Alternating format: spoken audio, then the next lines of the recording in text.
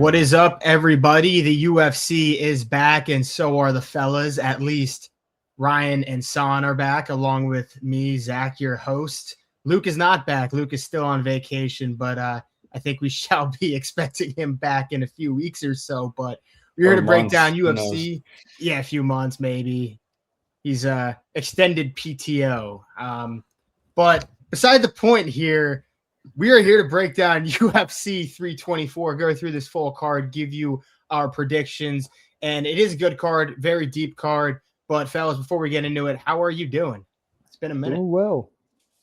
Yeah, dude, I'm excited for this season to start back up. It was pretty brutal watching nothing on the weekends. Although I got to focus more on watching Drake May be an MVP caliber player. That was nice. But other than that, it was pretty miserable with no UFC.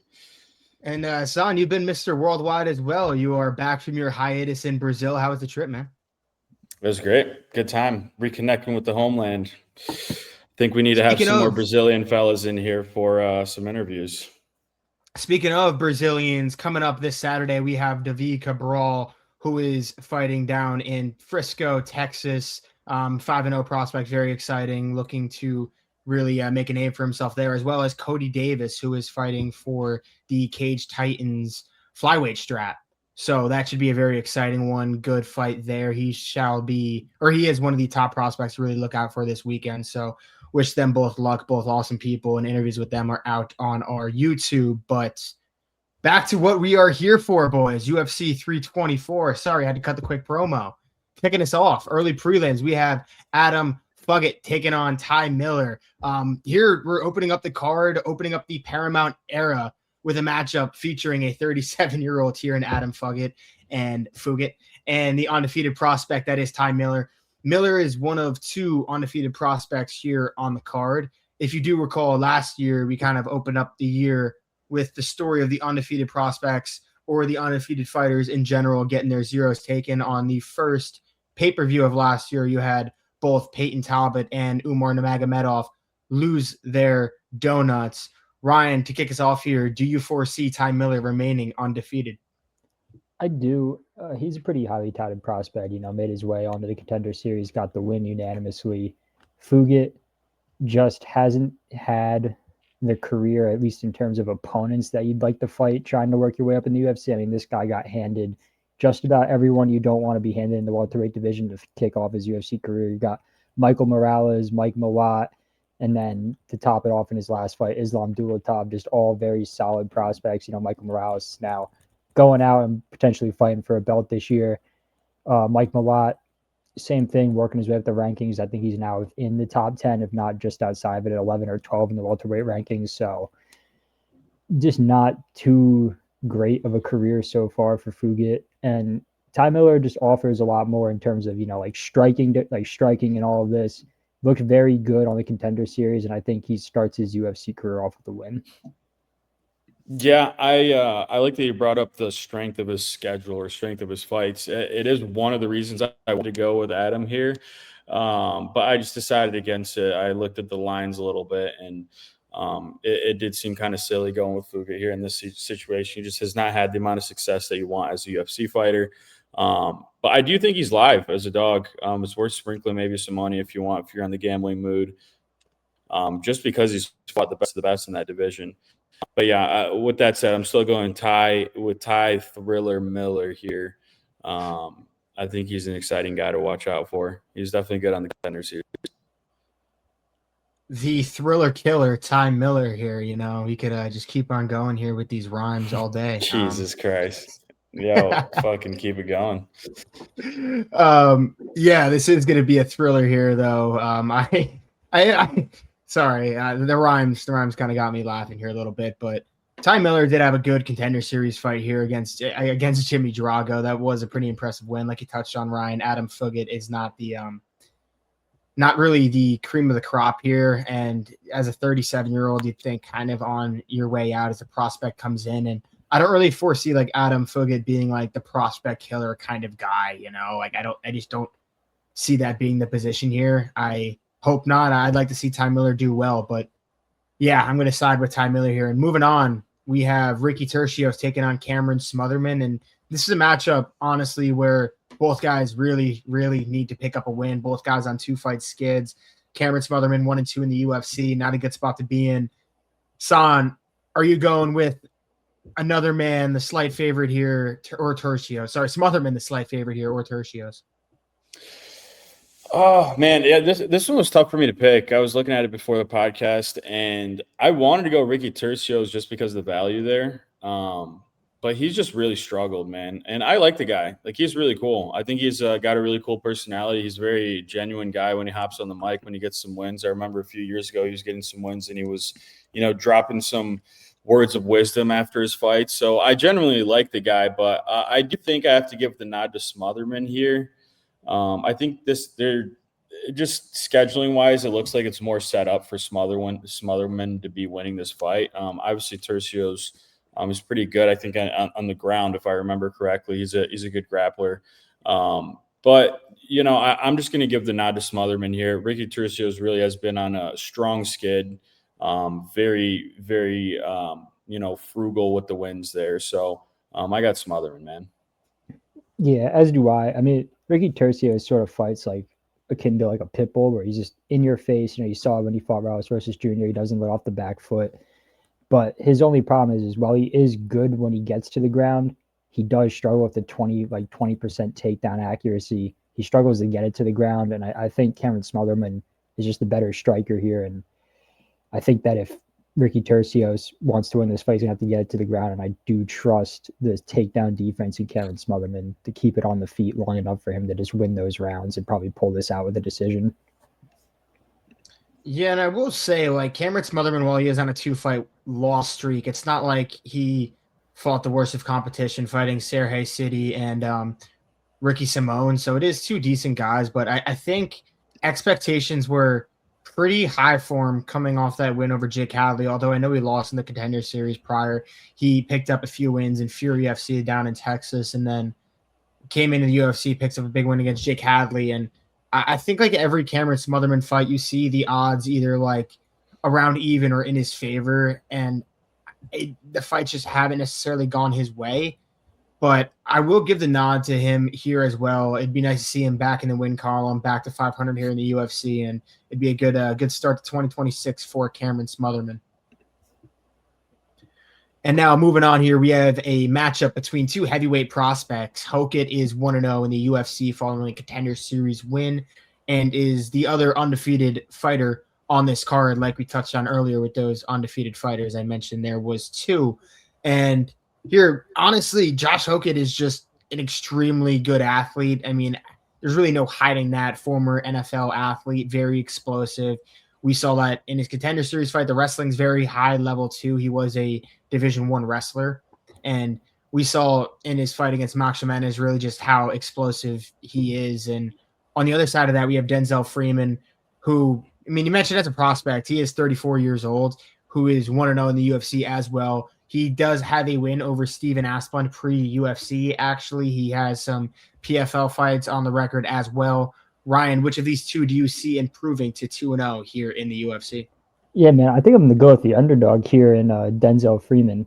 If you watch his UFC debut, it's nothing to be too impressed about, especially given the caliber of prospect he was, even at 34. I mean, this guy is throwing some crazy kicks. High-level striking for the most part, pretty fast. And then on top of all that, he was an Olympic trials wrestler for the United States in Greco-Roman, former Marine, tough as nails. And while Hokit is extremely athletic, which does go a long way in this division, I can see, as long as he can avoid the takedown attempts from Hokit here, having a good time on the feet. And then as this fight goes on, each guy gets a little bit tired. I think Denzel Freeman's just a little more gritty here. I'm going with the beast here. Fights out of Kill Clip FC, only trains with killers. And I think it's going to be an upset type of night for Josh Hokit. Yeah, I mean, I definitely hope that happens after the last fight against our friend Max. The way that fight went down with Josh Hokit. But I think everything I saw in that fight, as much as I hated to see it, points me to Josh Hokit. He was just so much faster and mobile in there than I expected him to be. And he was just letting it fly. And you could see every punch was really dealing very, very strong damage to the other guy. So, and that's kind of just something that he's been doing for his career as an MMA fighter. He's pretty fast in there. He jumps around a lot, and he has pretty fast hand speed for a heavyweight. Albeit he is 6 feet tall, which I think would, helps him out a little bit with the mobility. I'm going with Josh Hokit here. I think he's got another knockout on the horizon here. And then we're talking about him maybe getting up in the rankings soon this year with the win here. He's an exciting character too. So I think that's kind of like a Colby Covington type of guy that, you kind of want in there just for the personality. Yeah, he does play that persona, and you see him playing it where he's like this just massive MAGA guy just because it like gets him hate, or it'll get like, that's literally like, he reminds me of for sure. He reminds me of back in like early WWE days. I don't even think it was WWE. I think it was WWF at the time or something like that. There was this dude called Macho Man, and he talked just like how he talks in his promo. He's like, "Oh, I'm gonna drink some beers and rip Macho your Man, head off, savage. brother." Yeah, dude. Yeah, he's the man, bro. So, yeah, I think that's kind of what he's going for. But nevertheless, I'll let you go on, Zach. But I just had to put that in there. Yeah, I kind of hate saying it, but he pulls it off decently well, I will say. Like, you do hear people talking about him. I see him on interviews. I see him getting views, clicks, likes. So it's working for him. So I guess just keep on doing it. I also saw on social media, it was like this like three-way of talking shit between Josh Hokit and Steven Asplund was one of them. He was calling him fat, whatever, big tits. I forget exactly what he was saying. Steven Asplund's main like clapback was like, "Oh, well, Batman Denzel Freeman's going to kick your ass and I'll fight you next."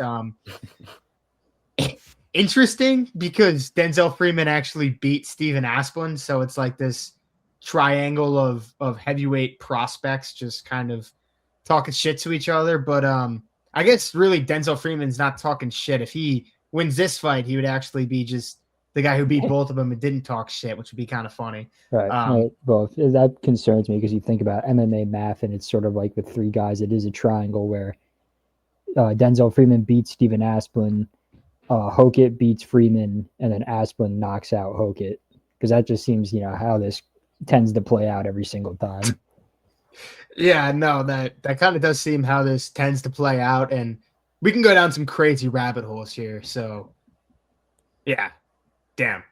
But back to the fight here, I will go with Josh Hokit. I do think he is just a very explosive athlete. I think he can put out Denzel Freeman on the feet. But I mean, Denzel Freeman can put out Josh Hokit too. I mean, Denzel Freeman's no slouch. These guys are heavyweights. Denzel Freeman, like you touched on, Ryan, he is a good striker there. He is competent on his feet. He is good on his feet, and he can grapple as well. So it's just a very interesting fight here for two heavyweight prospects. I'll definitely be tuned in for this one.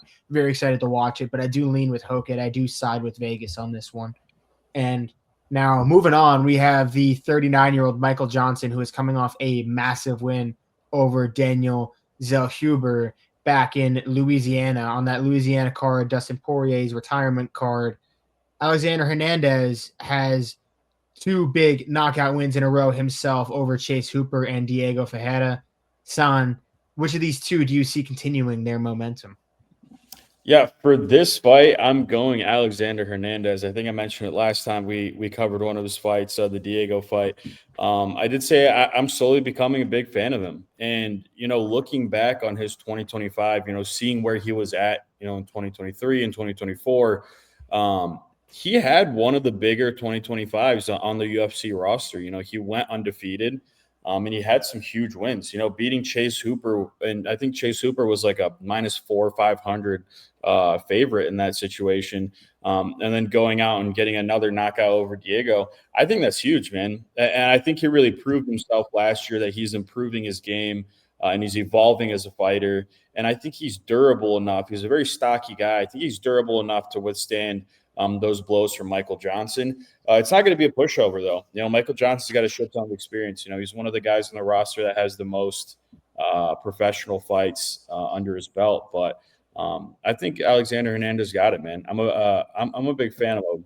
I'm slowly growing into a big fan of him. So let's go Alexander the Great here. Yeah, I like it. I like the nicknames on. Yeah, no, I do too. And I'm sorry for smirking a little bit, but when you said like withstands the blows, I let out a little chuckle. No, you're good. I was not on screen. I was looking at their rosters, their last few fights. So yeah, I wasn't laughing at any I wasn't disagreeing or anything. Fuck you, man. Fuck you. He's gonna withstand the blows, and I was like, oh, yeah. Man. Sorry, Ryan, for ruining momentum there. It's no worries. I mean, I was just gonna say, I think watching both of these guys kind of have a resurgence in their careers, but nothing short of special. Alexander Hernandez obviously is highly touted prospect going into the UFC, very young, 33 years old now, started out at featherweight, and then moved up to lightweight, where he's had a big resurgence, going 4-1 in his last 5. And Michael Johnson, same thing. He's just been a lightweight veteran, has beat the likes of Dustin Poirier, he's fought Khabib Nurmagomedov and a bunch of other of these absolute legends of the division. And with that being said, I just think that Michael Johnson hasn't lost a single step despite being 39 years old. He's still fast as ever, still throws bombs. Fight before Daniel Zellhuber goes out against Oman Azaitar, knocks him out unconscious, goes in as a pretty heavy underdog against Daniel Zellhuber, same way Alexander Hernandez did with Chase Hooper, but knocks him down in the first round, shows that quickness, that veteran moves. But also, for me, it's just the speed. Michael Johnson's still so fast, throws with immense power, and still has the ability to put these guys out. And I like that for a guy who's struggled in the chin area, especially in the body. Body shots, Alexander Hernandez does not really take well. And Michael Johnson does throw some pretty significant body punches. He does work the body a lot and then goes upstairs to the head. And it's just blistering fast right and left hooks. I think Michael Johnson gets this one done. I think he gets it done by knockout. At the very least, I don't see this fight going to decision. Yeah, well done there, Ryan. I should not have, slowed down any momentum at all, because that was pretty spot on. I like what you had to say there. And what kind of stuck out for me, and I hate using this as a reason to actually pick an individual fight, but I was really trying to get a dog pick on the early prelims here, and I was struggling to find my spot. And I like Michael Johnson at this plus 130 number. Like you touched on, still very fast, looks absolutely phenomenal in that Daniel Zellhuber fight. Although Daniel Zellhuber didn't really look too engaged with Michael Johnson. I don't know. He kind of looked like a one-trick pony a bit in that fight and allowed Michael Johnson to just kind of pick him apart a little bit. But with all that being said, I do think Michael Johnson has looked phenomenal as of recent, and I am going to side with the 39-year-old vet here, and I would like to see it as well. Now, moving on, last fight here on the early prelims, and this one is kind of funny because Charles Johnson beat Josh Van just 18 months ago, the champ of the division, and here he is as the last fight on the early prelims, kicking off the Paramount Plus era, which is pretty crazy to me, because I thought his name recognition-wise, he'd at least be almost a featured prelim type ordeal, but this card is pretty deep, I will say, and I don't know how much these fighters really fucking care that much about where they line up on the prelims, to be quite honest with you. Someone would probably rather just get on with their nights, but regardless, besides the point here, the prospect killer, Charles Johnson, wants to be known as more than just that. He's coming off a big win over a very tough prospect himself. Alex Perez, no prospect, and is looking to rebound off of back-to-back finish defeats actually here. Ryan, do you favor Charles Johnson in this matchup? Something tells me I probably should be favoring Charles, but like you highlighted, it's almost like a prospect killer and then nothing more. He beats the likes of Joshua Van, who now holds the belt, just knocked out very highly rated prospect Loner Kavanaugh, who kind of just walked right into a left or a right hook. I forget which, but threw both his hands down. Almost looked staged. Obviously it wasn't. He just got it done, and good for Charles. But in terms of who Alex Perez has fought in the UFC and been competitive with for the most part in the UFC, we're looking at Deiveson Figueiredo, Alexander Pantoja, Muhammad Makayev, Tatsuo Taira, and then his last fight against Asio Mabayev, where he got submitted in the third round. But going into that fight, he was winning both rounds, in my opinion. Kept it very good, worked a good pace. was getting takedowns, landing control and everything, and then just shot himself stupidly into a guillotine, which Asiel Mabayev caught him in and then submitted him in the third. But overall, looked very good. Looked like he was about to bounce back from that loss to Tatsuro Taira where he blew out his knee. And then in terms of Charles Johnson, for me, simply just comes down to you never know what you're going to get with the guy. Alex Perez has looked consistent despite losing. But with Charles Johnson, it seems like unless you're undefeated, and trying to crack the rankings, that's when he gets you. But other than that, I just don't see it. So for that, I'm going Alex Perez. Yeah, looking at Alex Perez's career here, it's kind of crazy. Since 2022, he's just been kind of getting smoked by all the greats. And maybe not all the greats, but, 2022, he had a fight against Pantoja, 23 no fights. 24, he lost to Taira and Muhammad Mokaev, who I don't even think is in the UFC anymore. And then just last year, he gets beat by He should be back in the Almabayev. UFC soon, though. Yeah, so. I would expect I hope it. so. I think he's the Brave FC champ right now. Yeah, I'm not sure exactly what happened there, but nonetheless, he's just been getting, goat after goat, maybe not goat, but just cream of the crop guys that put against him in the UFC. And it makes me want to go with him, but it's just something about him I can't put my money on, or I can't pick him here in this fight.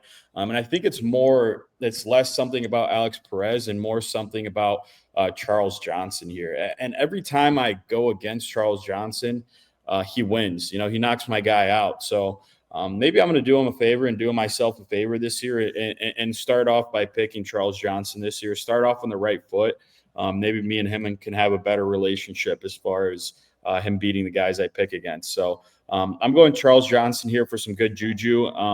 But that's a guy that always has a chance to put anybody out. That's across the octagon from him. So I really like my chances here. Give me Charles Johnson. Yeah, and that Alex Perez injury against Tatsuro Taira was not pretty, but I mean, it's not like we haven't seen him back in the octagon since, like you highlighted there, Ryan, with that loss to Asiel Mabayev, which wasn't the worst performance, but still a loss nonetheless. But again, it's not like he hasn't picked up a win in that long either. But a year and a half back in 2024, I don't know, man. I am going to side here with Charles Johnson. I was listening to him on Ariel Helwani's podcast. Sounds pretty confident. Sounds pretty grounded about this fight, actually. He actually said, he goes, this matchup against Alex Perez is a tougher matchup than the one against Joshua Van was. I don't know if that's just like relative to where Joshua Van was in his career compared to where Alex Perez now, and given who Alex Perez has fought now compared to who Joshua Van did fight then. Maybe it's not that ridiculous of a take, but I am a fan of Charles Johnson. I've picked against him a few times. I have lost those, similar to you, San. So, yeah, I'll side with Charles Johnson here. Moving on, you'd think that Charles Johnson would be higher up on the card here than this next fight, but on the prelims here, you have Nikita Krylov, who is on a rough stretch himself, 2 KO defeats in a row after a long layoff. On the other side here, you have Modestas Bukauskas, who is on a 4-fight win streak himself. San, do you see that momentum continuing for him? Yeah, I think I do. It's tough to start the year, or maybe he's been able to put it behind him, but it's tough to start the year with a few losses, not too far behind.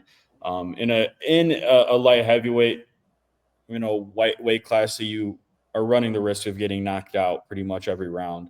And Bukauskas is pretty good at doing that, putting people out. So I like my chances with Bukauskas. He has, last year he had 2 KO wins in the first round, which I love, going up against a Krylov that got knocked out quite a few times recently. So I'm taking Bukauskas, and I do like the knockout prop here for this fight. I think it's got decent value.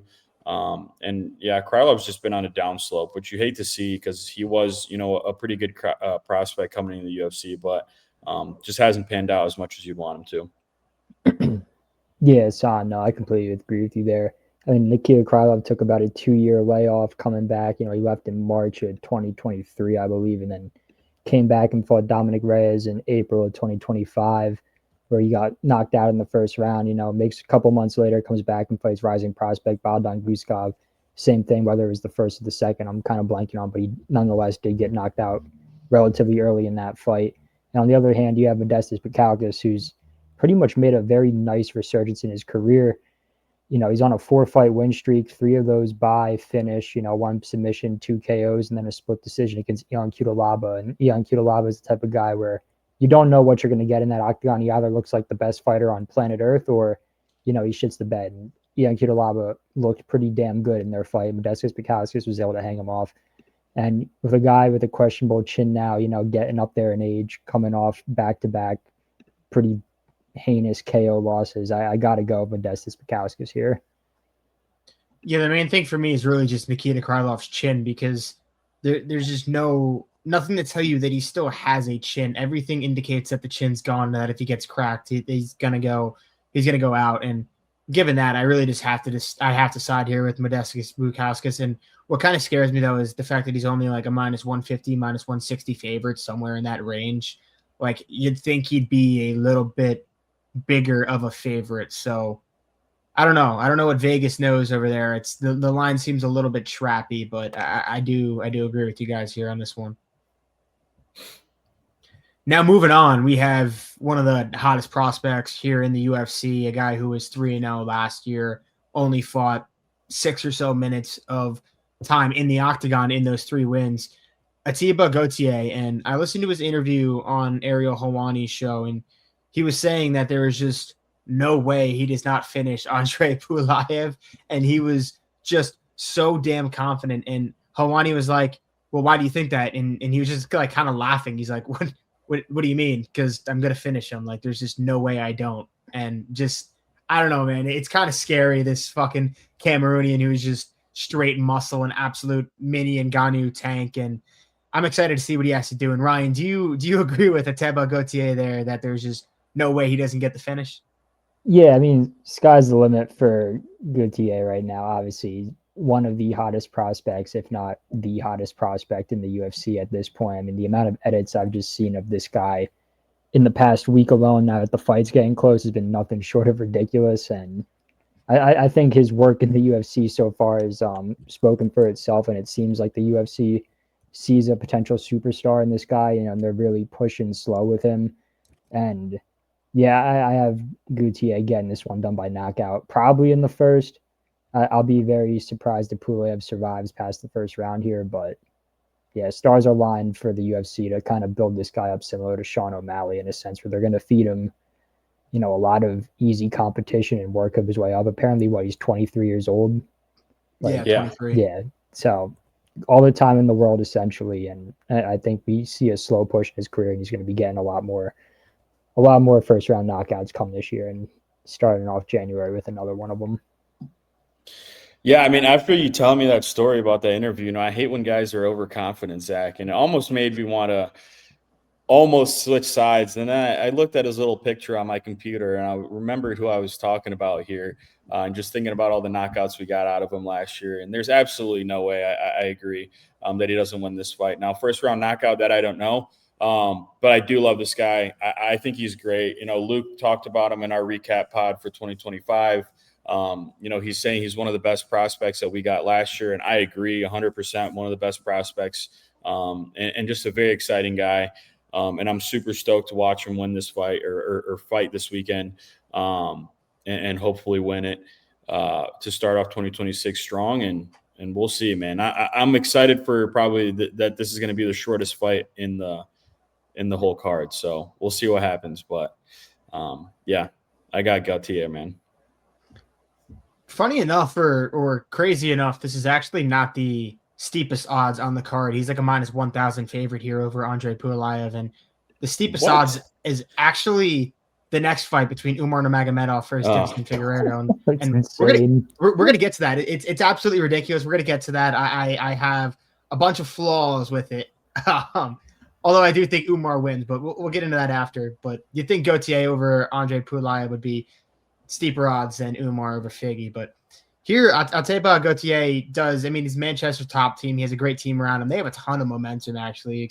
Well, I guess not necessarily with Lerone Murphy not getting the title shot, but they should have a ton of momentum behind him. They have a great team over there.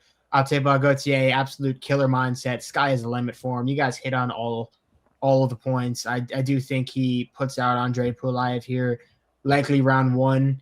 But he's interesting because he fights like patient but is still constantly looking for the finish and attacking. And he does just put opponents away, and he puts them away quick, but he still looks patient and composed, which is absolutely great to see from a young prospect. And I do think he picks up another likely devastating finish here that when you see it, you'll be like, oh, yeah, that one looks like it hurt. But now moving on to the one that is the steepest odds of the night, your featured prelim here, we have Umar Nurmagomedov, who is a ridiculous minus 1,600 favorite here over Deiveson Figueiredo, who realistically, Umar should win this fight. If we're being honest, I think he should win the fight pretty comfortably. Figgy's he's really towards the back end of his career here, and Umar is towards the top of this division, and he is a guy who I think can hold this belt at some point during this year. But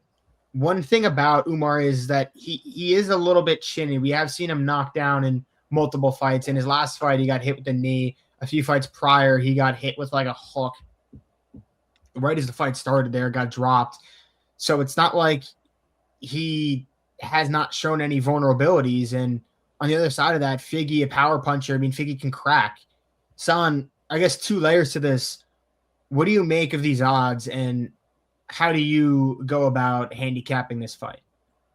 Yeah, I mean, I think as far as odds go, I don't think we can talk about it enough, man. It's like Vegas never learns. I think, really since that, Peyton Talbot fight, Sean Strickland versus Adesanya fight, where you see these huge upsets and then you still see these egregious lines.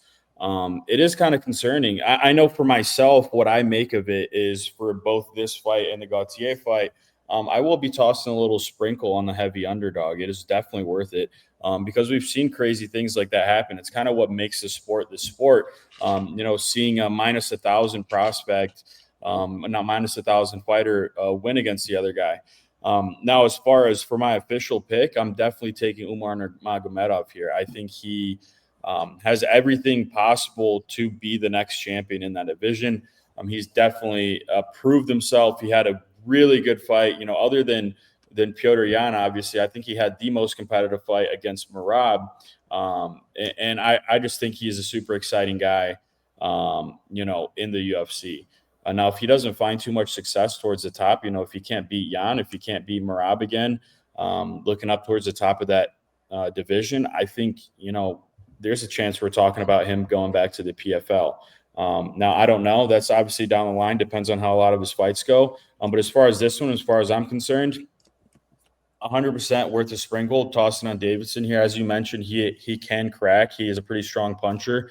But I think Umar just outclasses him everywhere else. I mean, he's just in a lot better shape physically.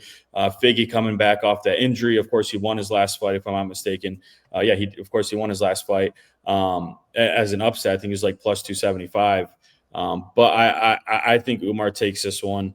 I do wish Deiveson wins this fight. I'm not, the biggest Umar fan, but I just think he's just in a league of his own with the camp he has behind him. So give me Umar. Really shouldn't be such crazy odds, but, love a huge underdog in the UFC. I wouldn't mind tossing some coin on him. Yeah, I mean, Son, you're right. I mean, I agree with you wholeheartedly, 100% there. The odds are just absolutely insane when you talk about a guy like Deiveson Figueiredo. Nicknamed God of War, was once hailed as the most violent man in the flyweight division, and he was big for the flyweight division, struggled to cut weight, looks decently big for bantamweight as well. I mean, obviously he's up there in age at 38, but coming off a win against Montel Jackson in his last fight, split decision. It was a very close fight, but as you noted, he was like a 2-1 or a 3-1 underdog in that fight. Old man's showing that he still has some gas up in the tank, and the idea that that Umar walks in here as a minus 1,600 favorite is not even somewhat. It's very absurd to me. Definitely, if you have some extra change, when this fight comes on right before it starts, I'd say live bet Deiveson Figueiredo right before that starts. I assume too, we're filming this on Wednesday. I wouldn't be surprised if those lines shift even further. If someone hailing the popularity of the Nurmagomedov name, come Friday, Saturday night when people start heavily betting on this card, you probably see Umar Nurmagomedov get up to like a minus 1,800 favorite. So that line probably will continue to widen. That being said, I still err on the side of Umar Nurmagomedov. Only 30 years old, very, very dynamic fighter, as opposed to the other guys you see like Khabib Nurmagomedov and Islam Makhachev, very dynamic striking, throws a lot in terms of, spinning kicks, mixes it up well, has gotten clipped a few times, sure, but also has that wrestling pedigree that's just been unmatched in the UFC since Khabib made his way into the lightweight division. So I'm still going Umar here, but at the end of the day, this guy's facing a former champion, a dominant champion at that, and it's not going to be a walkthrough the way you'd see. I have this fight going to a decision, and it should get pretty scrappy in some moments. So, yeah, I think we're going to see like Umar Nurmagomedov have 12 or so minutes of control time because his chain wrestling is extremely, extremely good. He's constant pressure. He's always all over you. He's up against the cage, taking you back down, back on you again. And then it's like every single time he gets hit, he's able to just chain wrestle. But he's also a very dynamic striker as well. He has the knees. He doesn't really have the power, but he has the ability to use all of his tools extremely well. And he is a very well-rounded fighter. I do like Umar to get this one done, but just the odds, I'm like, come on, like be a little bit better here. Like we literally saw him get knocked down by Mario Bautista with the knee in his last fight. And then against Beksat Almakhan is who it was in his UFC debut, stepped in, cracked him. Granted, right after that, Umar just fell down on the ankle, took him down, controlled him, and like still won the round. I actually believe, if I remember correctly, the judges still scored the round to him, but just a bit egregious given Figgy's power. And like you touched on, Ryan, he's not a small bantamweight here, so yeah, I don't really know like where these odds came from and how they got to minus 1,600 or what they opened at. I guess I'm a little more curious on like did he open as a minus 1,200 favorite? Because that's not something I checked actually, but yeah, I don't fucking know, man. Pretty crazy. He probably does get the job done here, but like it's not something I'd even throw in any sort of parlay to fluff it up. It's just like, what the fuck is the point? There's none. Right. You're gonna sit there and sweat it for what reason? No. Yeah, especially if he's I don't think Umar finds a finisher either. So you're even if this fight, this goes the distance, you're gonna be sitting there for 15 minutes, just like, goddamn. And I'm sure those finishing lines are probably juiced to high hell on Umar Nurmagomedov. I wouldn't take those either. That's a trap in and of itself. Yeah, I agree. Little money grab there. And then it's even like I wouldn't even bet anything, to be quite honest, here on this fight. I think the odds are just a bit fucked. So that's why I wanna just toss my money into the void. If I lose $10, I lose $10, but I can win a few $100 too, which I love. Yeah. Now, moving on here to the main card, which now starts at 9 p.m. Eastern time, which is fucking fantastic. Super pumped about that. But kicking it off is a great fight here between Arnold Allen and Jean Silva. Arnold Allen has not fought since July of 2024, actually, where he beat Giga Chikadze. So it's been a very extended layoff here for Arnold Allen. He's been quiet for a while, and then I think it was floated that he was potentially moving up a weight class. That did not happen.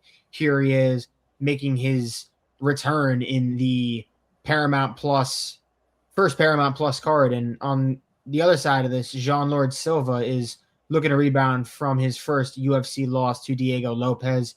Ryan, do you see Lord Silva getting back on track here?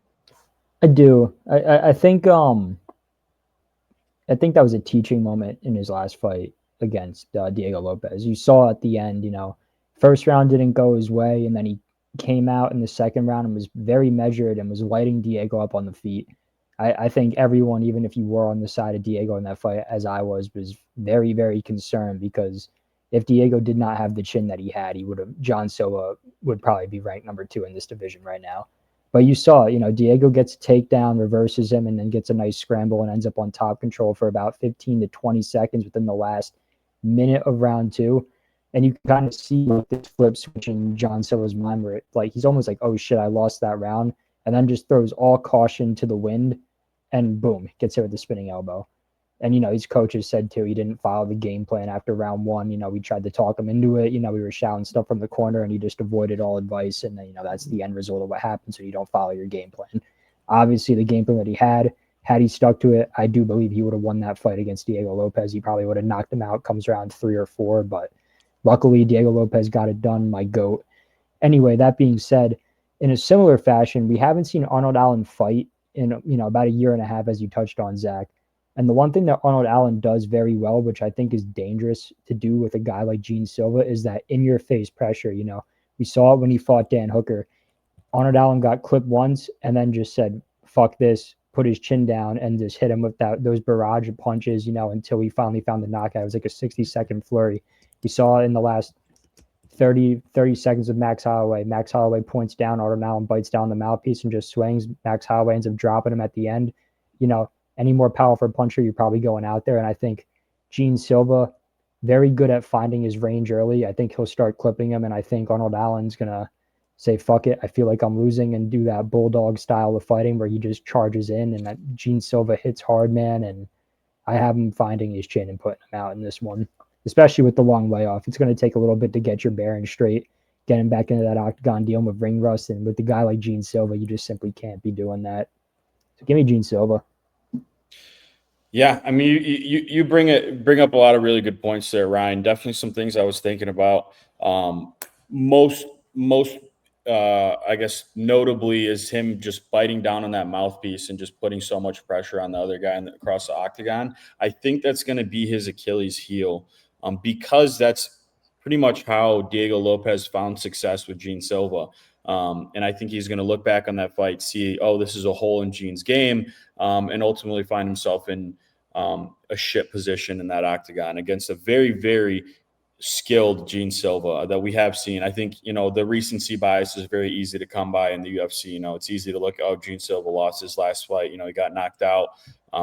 It's easy to forget how great some of these guys are. And Jean would keep that streak for the fighting nerds going as far as winning the next fight after their loss. So I do like his odds, and he's got a spectacular team behind him, man. You can't praise the fighting nerds enough, and they got geniuses in there working behind the scenes to make that stuff happen. So give me Jean Silva. I do like your call out for a knockout. I'm not sure if I see that happening. Arnold Allen had a very, very competitive fight against Max Holloway. They were kind of trading punches all throughout that fight, and I think he did pretty decent there, especially with his striking defense. I think that's one of the strengths in Arnold Allen. Sometimes it's kind of easy to miss, but he does have good striking defense. But I just think Jean Silva is one of those dogs in that division, and he just fully has the potential. And I think all of us know that this guy fully has the potential to hold that belt sometime in the future. So I don't think Arnold Allen is going to be the guy to stop him. So give me Jean Silva here. A very cautious pick on Jean Silva, though. I do think Arnold Allen is a beast, and I think he's it's also easy to forget how good that guy is. But I think Jean Silva is just slightly better at this point in time. Yeah, this is a big one for the fighting nerds because really they have Carlos Prates, who rebounded very nicely following the loss to Ian Gary with a few wins there over Leon Edwards and Jeff Neal. And now you have Jean Silva, and then next week you have Mauricio Huffy, who's taking on Rafael Fiziev. So two big one here, two guys who are coming off losses, and then Kyle Brajo, who I don't believe is booked yet.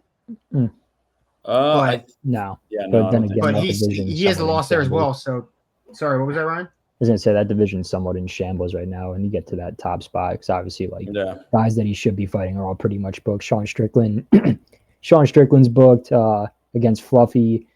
Izzy's booked. I forget who he's fighting. They just announced it. It's all it's slipping my mind.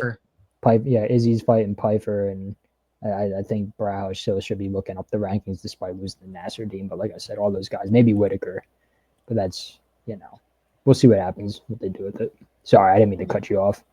No, no worries there at all. But it is a big one here for the fighting nerds because Jean Silva and next week with Mauricio Huffy, if those two don't pull through here, there's going to be a lot of concerns, a lot of questions thrown their way, which I don't know how warranted they necessarily are. I know at least Mauricio Huffy spending this last leg of his camp in Australia with Volk's team, but we'll get to that next week. I'll kind of circle back here to Jean Lord Silva, but one thing I will say is he's a guy that I think a lot of people were saying was going to be the next UFC champion in the world because he seemed like a very very tough matchup for Alexander Volkanovski, just given Volk's track record, or not necessarily track record, but his recent run-in with power punchers and just the power that Jean Silva possesses. And I still think Jean Silva is one of the best featherweights on this planet, if not like, I don't even want to say the best, because he just lost to Diego Lopez, and I don't think he's better than Alexander Volkanovski. I'm not going to say that right now. He's coming off the loss, but he's still in that echelon of caliber. And if he's thrown in the octagon with any of those guys on any given night, I still think Jean Silva can definitely get his hand raised. I think his skill level is that high. I think he's that high level of a striker. We've seen the striking ability. We've seen the power. We've seen the way he's just able to stalk his opponents and find finishes. And then we've also seen him, well, I guess we did see a little bit of the grappling deficiency in his last matchup there. At least it was pretty concerning how Diego Lopez was able to just get in mount and just control Jean Silva. And Jean Silva just looked helpless sitting there in the mount of Diego Lopez. So like that was concerning. That is a hole that he does need to shore up. And I hope he has, but I don't think Arnold Allen's going to really expose that hole here. I think that Diego Lopez is more competent in that realm than Arnold Allen is. And I think Jean-Lord Silva will have a bunch of success here in the striking department against Arnold Allen. And I think if you're going to play the stand-up game with him for a while, 15 minutes in the octagon, at some point, Jean Silva is going to find his shot, and he can find a shot at any moment, and he likely will. Similar to his teammate, Carlos Prates, where you just know like that power is there. And with any one of the, even a jab, he can put you down, sit you down, and put you out. So very excited to see Jean Silva back. I hope he gets back in the win column because he is damn exciting to watch. I like having him around. Sorry, I had to catch my breath a little bit. And now moving on to our second fight here on the main card, we have a matchup here between Natalya Silva and Rose Namajunas, or Namajunas, as Dana White likes to say, the president of the promotion, who can't pronounce his former champ's name right, which is kind of funny. But again, beside the point, sorry for just a random shot there at Dana, but this is kind of an interesting one because you had Alexa Grasso, who was supposed to fight Rose Namajunas here, and she had to pull out, and in comes Natalya Silva, who is arguably, or really not even arguably, probably, I think most people say it is really a tougher matchup here. And Natalya Silva is a big favorite here over Rose Namajunas. She's minus 440. I think a lot of people think Natalya Silva was likely kind of in line or next to compete for that championship strap. So it's a big spot here for Rose Namajunas, and really for Natalya Silva as well. Big stage here, Paramount, first card, main card. San, I'll let you kick this one off. Do you see Rose being able to pull off the upset here over Natalya Silva? I don't, man. Natalya Silva is somebody that I looked at for a recap pod to say that she was going to be a champion at the end of the 2026 season. She's somebody I fully think has the capability to do that. And if it was anybody other than Shevchenko holding that title right now, I think I'd feel pretty strongly that Natalya Silva would be that girl holding the strap at the end of 2026. Now, the fact that it is Shevchenko up in the top of that division, I do have a tough time seeing anybody beat her right now. But if she retires, I think Silva takes it easy. She's just very well put together. She outstruck Jessica Andrade by a double in their fight last in 2024, and then defended 8 out of 9 takedowns from Viviane Araujo. Two fights back to back and very solid statistics against two very solid fighters in that division. I think it just kind of shows what level she's at. And then not to mention, she just beat Alexa Grasso mid-year last year, who was supposed to fight Rose Namajunas here in this situation. Unfortunately for Rose, I do love her. I think she's definitely a live dog, especially with girls fights. I think the top percentage of those fighters in each division have a very good chance of beating one another. But I just got to go Natalya here. I'm very high on her. I think she's going to have a hell of a year this year. Winning this fight, I think she's probably up next for the title. And I'm excited to see what happens with her. I think she definitely has the title, holding the belt in her future. Maybe not against Shevchenko, but if she moves on, I think she's definitely got the best shot in that division right now. Yeah, Son, I agree wholeheartedly, pretty much with everything you just said. Like you, I also have Natalya Silva in our recap pod holding the belt in 2026. I think either if she fights Shevchenko or Shevchenko retires, I think it goes either way. I think she beats Shevchenko. You know, she's rocking like a ridiculous, I think it's a 5-fight win streak or a 7-fight win streak, something like that in the UFC. And when this fight got announced, you know, I was a little bit concerned, you know, even though she fought Vivian Araujo, I think Namajunas is the better, you know, better jiu-jitsu practitioner and maybe not so much better grappler, maybe not in terms of wrestling, but I'm looking back at the stats here and she has a 92% takedown defense. She's a very slick striker coming from a Taekwondo background, you know, and it's very hard to get her to the ground. I don't see Rose being able to get this one to the ground, you know. If she does, I don't see her being there for long, especially, you know, with Rose coming up in age and just having some slippery fights here and there, you know. You never kind of know what type of Rose Namajunas you're going to get at this point in her career, and I think it's Natalya Silva's time. A lot younger, coming up, slick striking, better on the feet, and if she can avoid that takedown, which I'm pretty confident in, which she can, ever getting this one done. I agree with the odds here. Maybe a little egregious at -400, you know, especially because Rose was a former champion, Zhang Wei Li, you know, all that. But I think we're past that point of Rose in her career. So, yep, give me Natalya Silva. I don't think that was the biggest part of what you just said right there, but you think Natalya Silva beats Valentina Shevchenko right now? Yeah, I do. Ooh. I do. At first, I was a little taken back by that. At first, I was a little taken taken back by that, but then I realized this is the guy that picked Juliana Pena to beat Kayla Harrison. So yeah, I'll let him say what he wants as far as these woman title fights go, and I'm just not gonna put too much stock into it. She's on a 7-fight win streak. She's 28. Valentina's the GOAT. She might be.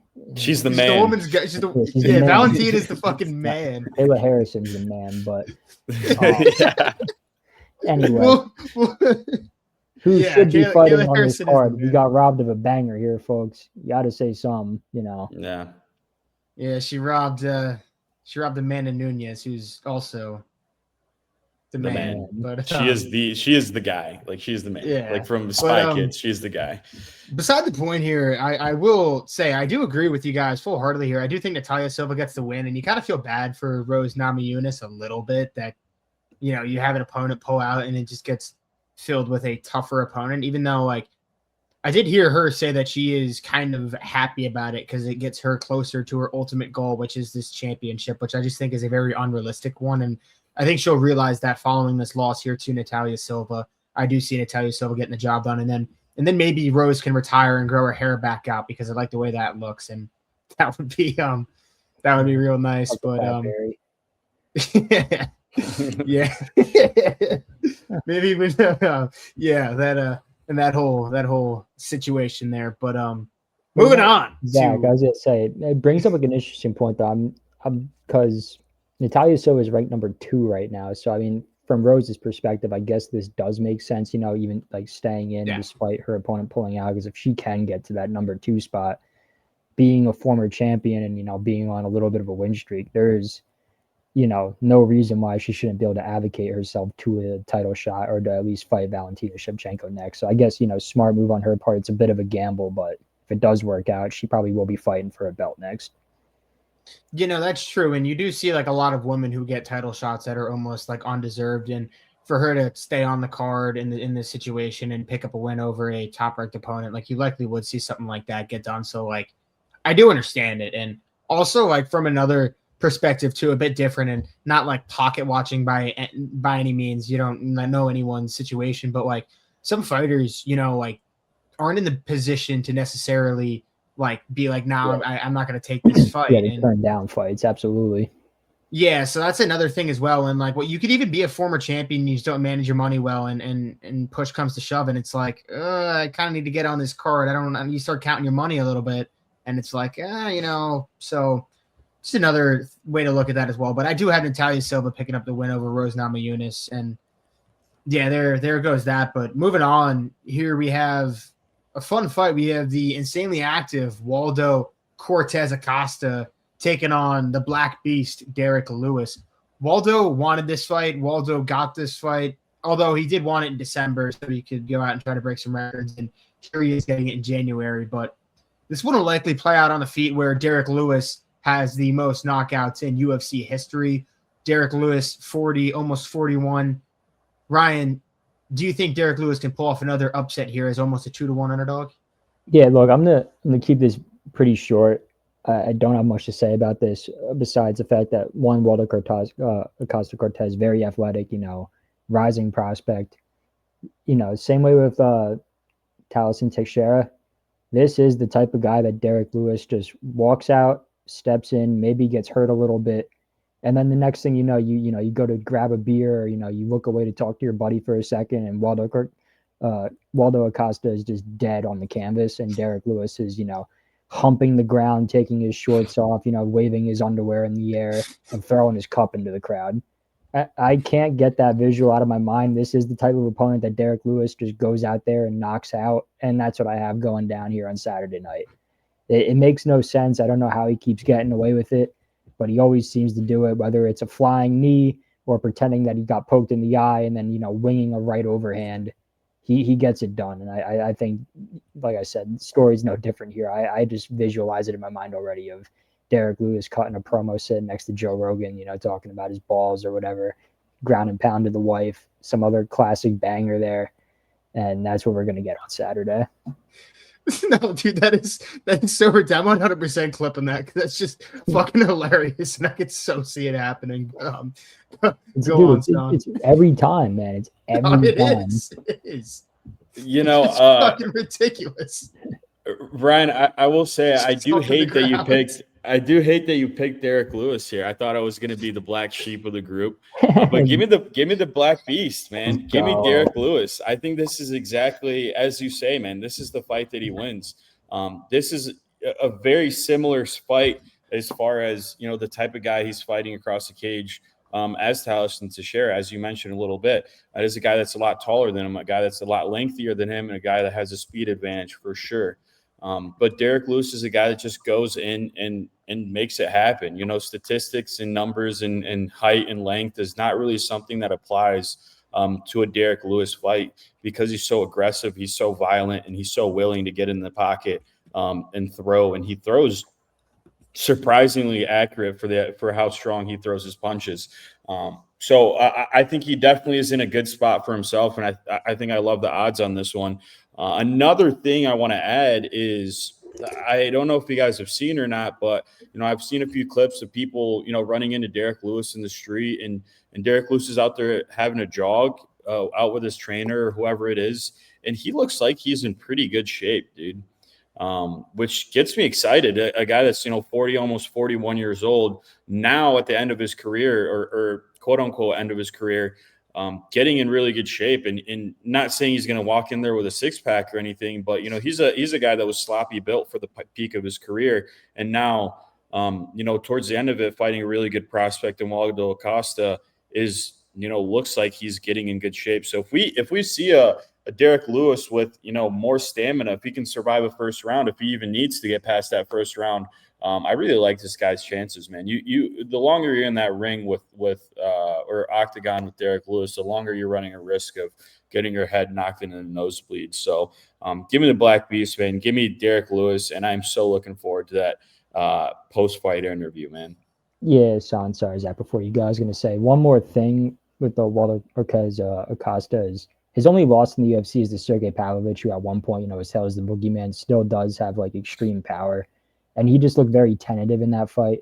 Lost it by unanimous decision. One judge gave Sergey every single round. And I think when it comes, knowing that the guy across from you has that put your lights out power at any moment, the same way Derrick Lewis does, the same way Sergey Pavlovich does. In that fight, Waldo didn't really want to seem, to engage too much, and he ended up, paying the price for it. Granted, Sergey Pavlovich has a much longer reach and is much easier able to keep Waldo at bay in that fight, but there's still something to keep note of.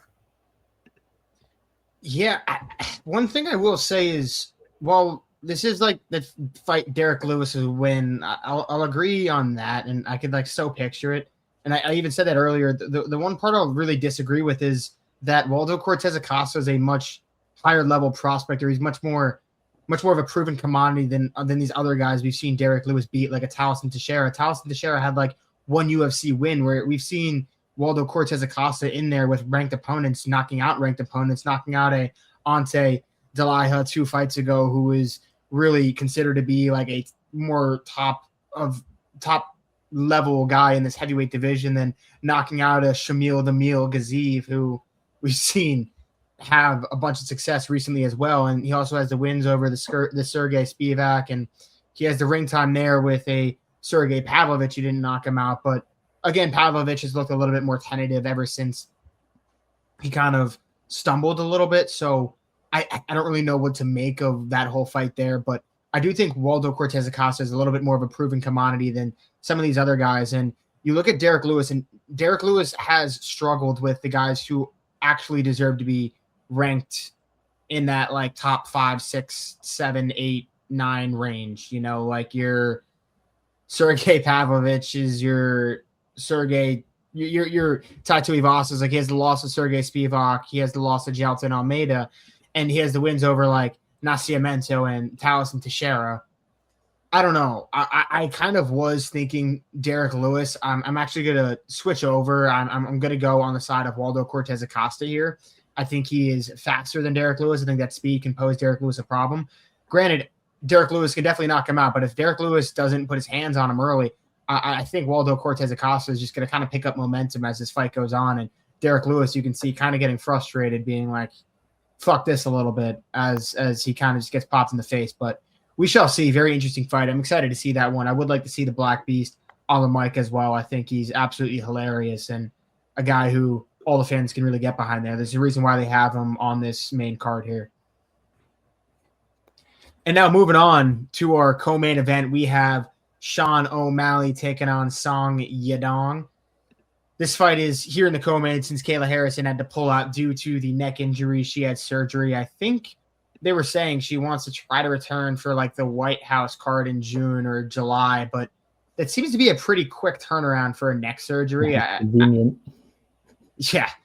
I'm no doctor, but like June, 5.5 months, neck surgery. I don't know. That seems quick, but again, I don't really know what's wrong there. But back to this card here. O'Malley is a 2-1 favorite here over Song Yadong. He's really in need of a win himself, coming off those back-to-back losses to the former champ Merab Dvalishvili. But not that those losses to Merab are a big stain or anything, because Merab is Merab, and I think people have kind of come to understand that a little bit more, but really just more so from the confidence side for Sugar Sean. If he loses, drops one here to Song Yadong, like I could see Sean O'Malley being like, what am I fighting for? I don't know if he necessarily like needs to step in the octagon, just given how big his brand is, but maybe he does. Again, you know, no need for me to be pocket watching here, but again, I do think this is a really big spot here for Sean O'Malley. I think he really does need to win. I think the pressure really is on him here, but with all that being said, Son, what do you think? Do you think Sean O'Malley gets back in the win column here? You know, and you guys know this firsthand, I'm a guy that does not think too highly of Sean O'Malley. I think, you know, before that second Merab fight where he got submitted, when we were calling out that fight, I think I did say, you know, I think Song Yadong beats him. I think, you know, that'd be probably the best fight because everybody ranked above Song Yadong definitely beats him. I just don't think he's absolutely that upper echelon. But I think have to backtrack a little bit and side with Sean O'Malley in this fight. I think one of the big problems and one of the reasons why I never really supported him too much as he was, you know, when he got his championship and all that stuff, kind of post-title Sean O'Malley, is he kind of lost himself in his brand. I think his brand became a little bit bigger than who he actually was as a fighter at that time. And he was more focused on getting clicks and more focused on, you know, the entertainment side of the sport than anything. You know, he's just dropping videos every day, you know, maybe trying to make TikToks, trying to go viral basically every day, trying to go viral in all his, you know, interviews and all his press conferences. And what I've seen recently from Sean O'Malley is that although he has kept his personality, you know, pretty true to himself, I do think he's more focused than he has been in the recent years, especially after 2 tough losses to Merab. That kind of, I think, was a reality check for him. Like, yeah, you were the champion, but it really didn't go your way for too long there. You know, Merab kind of just came in and took that pretty much immediately. And Sean just, obviously hasn't been as active as he usually is in previous years. But like I said, I think he was just too focused on the brand back then. And I think now I've seen this shift in his focus. And it not that, I'm close to him or anything, but it just seems that way from an outside perspective, just seeing what he's been saying online, seeing his interviews and things like that. He seems to be taking it more seriously, knowing that he's in the best promotion in the world, and fighting for, potentially a title soon if he wins this and wins another one. I think he really sees the position he's in. And I think, him not being as active as he usually is really means that he's in the lab honing on his craft. So give me Sean O'Malley here, man. I think he might stun the world this weekend. I think he might stun me and my expectations this weekend. I wouldn't be surprised if he walks out of there with a knockout win. I would love to see him, kind of humble himself and turn a new page into who he is and his brand and who he is as a fighter. I didn't ever believe I was going to say this, but I'm definitely rooting for Sean O'Malley this weekend. Yeah, how wholesome, son. Really wholesome. Yeah, I will say, I don't think it'll be too big. He is a minus 200 favorite, so we should win this fight, realistically. Yeah, no, I mean, I was going to touch on that too. Son, I agree with pretty much everything you said. I also have Sean O'Malley going into this weekend. It's just, stylistically, it's a much better matchup. I know he beat Petr Yan, but, people, and like myself included, you watch that fight back and it can go either way. And it's like, oh, did he really beat Petr Yan? But this matchup against Song Yadong favors him immensely. 3-inch height advantage, 5-inch reach advantage. He likes staying at range, and this is a guy that doesn't really pose much of a threat in the takedown territory as a Merab and a Petr Yan can, where they mix it up incredibly well. Maybe not. Merab's almost a one-trick pony with the takedowns, and that's where you have to avoid the entire fight, and he'll just gas you out, and that's it. It's done after that. But especially with a guy like Yan who can throw and then who can mix it up, Song Yadong doesn't really do that. He likes that inside boxing style, and I think Sean O'Malley should be able to keep him at range, especially with such a disparity in reach going into this fight. I think he kind of just stays off the back foot, fights a little more tentative. I don't think he finds a knockout here. Song Yadong is very tough and durable. He's fought the best of them outside of his last KO loss was a doctor stoppage to Corey Sandhagen. And I have a feeling that we're going to see a good performance maybe at the last 2 minutes of this fight. We're going to start seeing some vintage Sean O'Malley with the spinning wheel kicks, some other stuff, some taunting probably. But I think he knows he needs to win this one if he wants to see his career progress and even get back into that title contention, especially now that Yan holds the belt, a guy that he's previously beaten. He's probably 1 or 2 wins away from a title shot, maybe just one. You never know. The UFC deals with the guys who are very popular, like a Sean O'Malley. But going back to the fight, as I've said before, I think Sean stays at bay, utilizes the jab, keeps his distance, and just sort of picks Song Yadong apart at the feet for a unanimous decision victory. I think he takes all 3 rounds here. Yeah, I see the fight going a very similar way, Ryan, and even when Song Yadong does enter and try to get in striking range, I can see Sean O'Malley hitting him with some knees. O'Malley's able to use his kicks very well, and Song Yadong, I mean, his most recent win, you had that win over Henry Cejudo, which was just very it left a sour taste in your mouth. It was 2 rounds to 1, and Henry Cejudo really was on the tail end of his career there. I mean, he was really just fighting for a check. I think he's even come out and said that, where he's like, yeah, it's kind of hard to fight when your foot's one way out the door, but you want a lifestyle for your family, which I think is just a nice way of saying, yeah, I want another check from the UFC. So I came back and took a few more fights before my body completely shut down. So kind of hard to really put too many eggs in that basket. And, the win over Henry Cejudo there. Sean O'Malley is a very dangerous matchup, like you touched on, just the height and reach in itself. And you don't see too many guys that really have the ability to outstrike Sean O'Malley. It hasn't really happened yet. So this will be an interesting one. I do think Song Yadong will try to mix in some grappling. I think he will try to pose that threat. I don't think he'll be too successful, but I think he will at some point try to take down Sean O'Malley and just kind of show him that something is there, because his grappling game is not terrible, but I can see Sean O'Malley just counter wrestling being fine there. I don't think Song Yadong poses him really a threat, but yeah, there's that, fellas. And moving on, last but not least, we have the interim title fight between Justin Gaethje and Paddy Pimblett to cap off our night here. Paddy Pimblett, let me just say this, has gotten the absolute easiest route to any form of a title shot, an interim title shot that I've ever seen. I mean, you go from a absolute robbery against Jared Gordon, which I think is pretty much consensus across the whole MMA community, to fighting Tony, to fighting King Green, to Chandler, to now Justin. Each of those guys outside of Jared Gordon is what, like 37, 38, 39 when he fights them, all on losing streaks outside of Gaethje here. Just absolutely wild how they really just built up Paddy Pimblett, and they just got the UFC machine behind what they wanted to do with this guy. And now he comes here taking on Justin Gaethje as a minus 245 favorite in the main event. Gaethje, on the other hand, I mean, he has shown good counter wrestling in his career, doesn't really get subbed too often. So the upside is there for Gaethje to potentially win as a dog. But with all that being said, Ryan, who are you siding with in this interim title fight? Yeah, it kind of hurts me to say, especially when you bring up all the points about Paddy. But like you said, I think the UFC kind of knew what they were doing in a similar sense to Sean O'Malley here, where you just slow roll this guy until you get him on the main stage. And I think when the UFC does that with prospects, as I mentioned with Tabal Gutier, it tends to work out in their favor. And I see it being no different here come Saturday with Paddy Pimblett. You touched on it, an aging Tony Ferguson, an aging Michael Chandler, and have 1 foot out the door, King Green. Despite all that, the guy still got it done. He has the, longest win streak in this division at 7 wins. He's 9-0 outside of that right now, riding a 9-fight win streak. And the grappling part, I think he gets this one done by sub.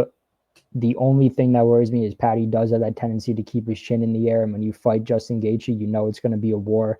But Michael Chandler has some power too to crack. He dropped Justin Gaethje, wobbled Justin Gaethje, and Paddy took his best shots, which surprised me immensely. And then on top of that, was able to control an American wrestler on the ground like Michael Chandler, got the body lock snatched up, and then finished him with ground and pound in the 3rd round.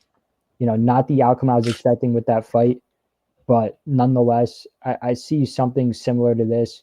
You see the clips now coming out of his camp. He's been practicing flying triangles. I think he wants to come out there and make a statement. And with Justin Gaethje being 37, chin not fully out the door yet, somewhat deteriorated. You had that brutal KO loss to Max Holloway, took a year off, recovered well, fought Rafael Fiziev, put on a statement win again, but that's a guy he's fought before and beaten before. So however you want to weigh that, you can't weigh it too highly in that respect because he's already gotten that win on his belt. So I'm going Paddy Pimblett here. I also would not be shocked if he just gets fucking clipped. Like I said, Scousers don't get knocked out until they do. That chin in the air, I can eat any shot mentality only gets you so far in this game, and just in life in general. But I think the UFC wants Paddy to win now, especially with Ilya saying he's back to fight the winner from April to June. That fight sells way more numbers than it does, or gets more eyeballs now that they eliminated the pay-per-view aspect of this sport. But you know what I'm saying? Like the UFC wants Paddy to win. The UFC usually gets their way, and I have Paddy winning this fight come Saturday. Damn, man, you cut a hell of a promo, and it makes me second guess my choice, but I'm going to stick with my gut here, man. Do not fall for the trap that is Paddy Pimblett money line. I think minus 250 is pretty crazy in this. I think it should be even odds, if not favoring Gaethje here. And I think it just goes back to the level of competition. I mean, Zach, you said it best. I personally think that Jared Gordon fight was obviously a robbery. I mean, he dropped the 2. No, Jared Gordon has the higher statistics in every single category, including 3 takedowns on him. And that was his most competitive fight back in 2022. And then you just walk Tony Ferguson, bot, King Green, Bobby Green, bot, and then Michael Chandler, just the most exciting loser in the UFC. I just think it's insane, man. It's crazy. And it kind of really delegitimizes a little bit the UFC and their elite status because of kind of this Mickey Mouse roadway he's had to getting one of the titles in the UFC. And then you just think about Justin Gaethje, man. He's just absolutely the top of the division, cream of the crop, pound for pound, one of the best fighters. He was, ranked within the top 10, top 5 pound for pound at some point, and he's not a quitter whatsoever. And you see a guy that he just has that drive still, man. A couple months ago, we were talking about, Ali Abdelaziz was trying to make the case for him to get a title shot next, man. It just he's just on such a different level as Paddy Pimblett right now. And maybe Paddy has more momentum, and maybe Paddy has more, maybe danger to him right now as far as, different ways you can attack. But I just cannot get my mind off of Justin Gaethje win here this weekend, especially against Paddy Pimblett, who's so unproven in the UFC. And of course, he's a great character, and he's got a great personality as far as, for the UFC and the clicks and the interviews. But I just can't see it, man. Justin Gaethje is so good. I think it's hard to think about. He's one of those fighters in that lightweight division, which has, consistently been probably one of the most exciting divisions in the UFC for years now. At the top of that division, man, and it takes guts. It takes real strength and skill to be at the top of that division, specifically in the UFC. You talk about heavyweight, you go in and out of the top 5 easily. Now, lightweight, to be top 5, top 10 in that division for years on end, you have to be absolutely elite. And training over in the mountains, over in the west side of the United States, I think that absolutely puts him at an advantage with stamina. I don't think he's a guy that gets tired at all. We've seen that his whole career, and he's absolutely got the power to knock him out. And I think I would love to see, a 37-year-old Justin Gaethje be the one that puts out Paddy Pimblett. As much as I love Paddy Pimblett, I think he's great. I think he's hilarious. I think he's a really good fighter. But this specific fight, I have a very tough time seeing him win just because of how good Justin Gaethje is and has been for his entire career. So give me the highlight, man. I think he's got another one coming this weekend. Speaking of Justin Gaethje training out in Colorado and his team there in Trevor Whitman, shout out Tom Pags, who moved out there and joined that team. I know they have a small team out there. I think it's like more exclusive. And the boy just moved out there. I saw him training with Corey Sandhagen and hosting some stuff with Justin Gaethje. So pretty cool. I think that'll be big for him. He's definitely a guy to keep an eye out on. But back to this title fight here. My thing with Justin Gaethje is it's like all good things have to come to an end. And at this point, he's 37 years old. And that 35-plus curse, like, well, I know it has been broken. It's been broken by who? Merab? I don't know if Justin Gaethje is in that same group there as like a Merab. And you don't get better sitting around. He hasn't fought in, 10 months at this point, which isn't a ridiculous layoff, but not a great one. Prior to that, he didn't fight in a year and change, the knockout to Max Holloway. So obviously hasn't been the most insanely active. You heard him talk about retirement. If he doesn't win this fight, he's retiring. He's already considering it. It's something that's crossing his mind. I don't like when you don't like when you hear that. Usually that doesn't end well. When that narrative comes out beforehand, usually that guy loses. And they just so methodically built up Paddy Pimblett here, and there's so many different options they could have gone with for this interim title shot. And the fact that they wound up on Justin Gaethje just seems so calculated, because you could have had it have been a Arman Saruki, and they weren't going to do that. And they were able to find ways to not make it Arman. But even outside of that, you could have had it have been a Max Holloway, and they weren't going to do that because that's not a good matchup for Paddy Pimblett. Max Holloway, I think, touches up Paddy Pimblett. They didn't want that. They wind up on Justin Gaethje. I think Paddy Pimblett, if he's smart, he'll be able to keep his range with Gaethje, not engage with him there. He'll find his openings to grapple. He'll grapple with Gaethje. And he did look very, very good in that fight against Michael Chandler. And while I do think Michael Chandler is like, I don't look at that win as an impressive win. I think he looked impressive in the way in which he beat Michael Chandler. I think he looked very strong in there. But again, I don't think of Michael Chandler too highly, but I am siding with Paddy Pimblett. Unfortunately, I do root for Gaethje, and I can see the route to victory for Gaethje, because if he's able to counter wrestle, stay on the feet, he should be the better striker. He's more powerful. Like, the route to victory is there, like both of you guys touched on, but I just can't get over like the idea of the UFC machine and the fact that they just wound up on this matchup. It's like, why? Because you want that Ilia Topuria matchup with Paddy Pimblett next? I think so. I think that's the reason why, and I think they'll likely get it. But with all that being said, fellas, do you have anything to add before we get on out of here? Yeah, man, I just kind of counteracting my point, but I think it does go far to say, Paddy Pimblett really evolved his game. You can see how much better he's gotten since the beginning of his career and his coming into the UFC. He really, really, really is a lot better than he used to be, and he's shown that every single fight. He's just, growing exponentially. So I do see why they have him as a favorite, but I kind of got to stick with my gut here with Justin Gaethje. But, Paddy Pimblett's been impressively good recently. No, Tom, it's a good point you make, though, because if you were to just be like, a bunch of people can fall a victim to it, but if you were to be like, all right, he lost to Jared Gordon, Justin Gaethje's much better. Like, obviously there's a time lapse there, but I don't think people realize how much better Paddy Pimblett has gotten since that Jared Gordon fight, and you do see it each and every fight, and I think that was a very good thing there to point out. But that's all I have in my end, fellas. Ryan, you got anything? Nope, should be it from me. All right, and anybody, if you're still tuned in, please drop a like, drop a sub. It's all much appreciated, and we'll catch you very, very shortly with the recap. So thank you all for listening. Peace.